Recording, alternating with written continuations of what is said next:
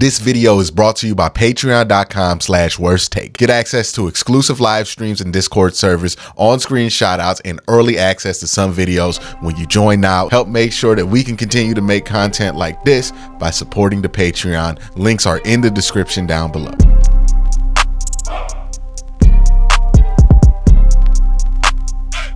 What are the expectations for the Cleveland Browns running backs? I'll admit this is one of the hardest expectation videos to get down because there's so much uncertainty with the running back position and who's going to get what carries, when are certain players going to be back. All of those things have made guessing the expectations for this room a little bit more of a task than any other position. That being said, we're going to talk about it. And again, the purpose of this series of videos when I do these expectations is to have tangible, and I should put this as a playlist, so somebody please remind me to make this a playlist, but I want to have tangible expectations. These statistical expectations aren't the only expectations I have of the Cleveland Browns. Obviously, I want them to win football games. Obviously, I want them to look good while winning football games and all the other stuff that's intangible. But the tangible stuff, if I say this player, this running back, is living up to expectations, then I want a reference, a point of reference that I worked on and studied and put a lot of thought into to be that bar for that player. I think that's important to do because a lot of times we move the bar in our head without knowing it. What feels like a success in the first 6 weeks of the season can feel like a disappointment by the time you get to week 10 because we have no bar to measure it on. This is the bar that I'm using. I want to use a fair bar. I want to use a bar based on what these players have been able to accomplish before. I want to use a bar that works. So this is my process for doing this. I'm going to do this for the wide receivers. I'm going to do this for the offensive line. I'm going to do this for the defensive line. I'm going to do this for the secondary. I'm going to do this for a lot of different things. But I want to do this so that I have a tangible measurement of saying, hey, did this player live up to expectations? Well, let's look at it. So when we look at what the Browns did last year, there's some good and bad when it comes to the overall stats.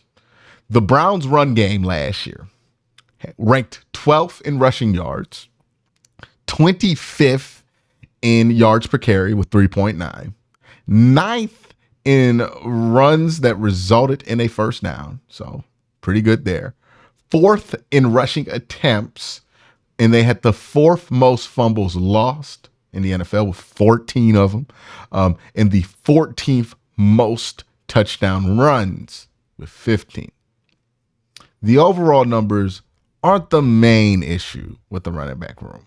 While there are some concerning numbers, the really low ranking yards per carry, the fumbles lost being as high as they are, these are things that universally affected the team last year. Like the Browns threw a ton of interceptions and they fumbled the ball a lot. You can't just pinpoint it to one part or one facet of the offense that was turning the ball over. It was everywhere. But the overall numbers aren't the main issue, right? Because some of these aren't that bad. 12th in rushing yards, not that bad. 9th in runs that result in the first down, not that bad. But the Browns also ran the ball the 4th most in the NFL last year. It's the efficiency that is concerning and needs to improve this year. The Browns were 24th in expected points contributed by the run offense. So if you're ever on Pro Football Reference and you see the EXP at the end of a team stat, that's expected points. What that measures is for the run offense and the passing offense. How many times were you in a position where it would be relatively expected that you score? So for example, if it's ranking your team's run production and you have a possession on the goal line and you don't score on the goal line, then you're going to lose 7 points because you're expected to have 7 points. So that's what that stat is, right? You're expected to score a touchdown on the goal line. You don't score a touchdown. That gets counted against your expected points measurements. A lot of teams are in the positive. Some teams are in the negative. The Browns last year were 24th in the NFL with a minus 28.94. That means that the Browns scored 29 less points than they should have, given the situations where they ran the ball last year. So if they were just a regular average run offense, they should have been able to score about 29 more points if they were able to just score the ones that they were expected to score off of. They were also bottom 10 in yards before contact per attempt. So they averaged only 2.2 yards before contact per attempt. And they were also in the bottom 10 in attempts per broken tackle. So some good, some bad there, but the efficiency is bad there for the Browns running backs. So how do you improve that? Well, you want more efficiency. For individual expectations, or at least for the floor of individual expectations, I have some key and important assumptions that I'm making when I factor in what these expectations are.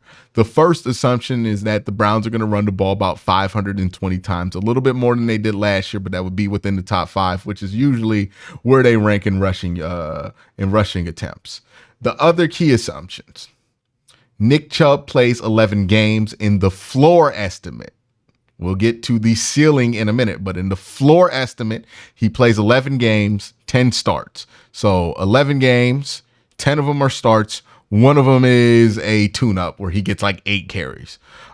Jerome Ford starts and takes the bulk of the carries when Chubb is out is the second assumption. Without Nick Chubb, the Browns will run the ball about 31 times a game, 15 carries for Jerome Ford, 10 carries for Deontay Foreman, and 6 for anybody else. So Deshaun Watson, end around, whatever you want to throw in there, those are where those 6 carries go. When Nick Chubb is back and back starting, you would go to 33 carries, right? So 16 for Nick Chubb. Jerome Ford goes down to 8. Deontay Foreman goes down to 5 carries. So those are the assumptions I made when producing these expectations for these players. If one of those things changes dramatically, then please factor that in. So Nick Chubb, my floor expectation for him is about 800 to 885 yards on 4.8 yards a carry. Again, assuming he plays in 11 games and starts in 10. Jerome Ford, given that he would have a more expanded role with Nick Chubb missing more games, would have about 700 yards to about 740 yards on 3.8 yards per carry. Deontay Foreman would have about 400 yards to 480 on 3.5 yards a carry. Now, for Deontay Foreman, I'm going to judge him a little bit differently. I don't really care about his yards per carry because he's going to be used a lot in short yardage situations. So I'm going to judge him more harshly based on these things. I want 35 first downs from Deontay Foreman. I want over 64% first down rate per attempt on 1 to 3 yard to go situations. So when the Browns go in 3rd and 1, 2nd and 1, 2nd and 1 to 3, 3rd and 1 to 3, 4th and 1 to 3, and they run the ball with Deontay Foreman, he needs to be successful in those situations over 64% of the time. That's that's right above league average there. Also, want him to have 4+ touchdowns because, again, he's probably going to be used in the red zone a lot. So those are my expectations, my floor expectations for these running backs. Now, some people might think it's quite low. I would like to remind you, if you think these expectations are low, the floor is what these expectations are for. So let's move on to something more exciting. Let's move on to the ceiling. What do I think this run game is capable of at its highest level with these individual players? And again, the key assumption, some things change. Still going off about 520 carries. But this time, Nick Chubb plays 13 games, 12 starts. Same kind of concept, right? I don't think the first game Nick Chubb's back, he's going to start and get 16 carries in. He's probably going to play in 13 games, get 12 starts. Jerome Ford starts, takes the carries when Chubb is out. That's the same. 31 carries when Chubb's in, and then 33. So the other assumptions are the same here. Now, if this is the case, some things do change individually. And again, this is the best case scenario. and the ceiling that I have on these players. So if I said this player blew my highest expectations, this is what I mean. Nick Chubb, about 1,000 to 1,080 yards on 5.5 yards per carry, which would match what he did, I believe, in 2020 when he missed most of the season. And well, not most of the season, but he missed about 6 games. I think he only ended up playing in 12 games in 2020. He did about those kind of numbers. So if Nick Chubb does better than that, that's excellent. Jerome Ford, I'm assuming he's going to have less carries. So he's going to get less carries because he's going to play a little bit less. So if he has the same production, but on higher averages, so the same 700 to 740 yards, but on 4.2 yards per carry, so he's much more efficient with it, I'd be extremely happy. Same thing with Deontay Foreman, going to get his carries cut by Nick Chubb being in earlier, and almost cut in half. So if he has similar production on 3.9 yards a carry, and again, really what I care about here, the 35 first downs, the best case for him is over 74% on those first and short, second and short, third and short, fourth and short situations. And if he does that, that would be better than what Kareem Hunt did last year and in the 4+ touchdowns. When it comes to the Browns rankings as a team for the run game, I want them to rank anywhere from 12th to 6th in rushing yards. I think that's reasonable. When it comes to yards per carry, I want them to be anywhere between 19th and 6th in the NFL. So it's between 4 and 4.5 if we use last year's numbers in yards per carry. 4.2, here's another very specific one. I want the Browns to average 4.2 yards per carry or more on 1st and 10.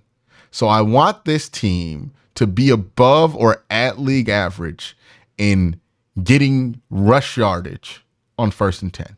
They cannot be a whole yard under league average like they were last year. I believe they were like 3.5 yards per carry, and league average last year was like 3.5. So on 1st and 10, they have to be a factor. They don't have to be great there, but they have to be average there.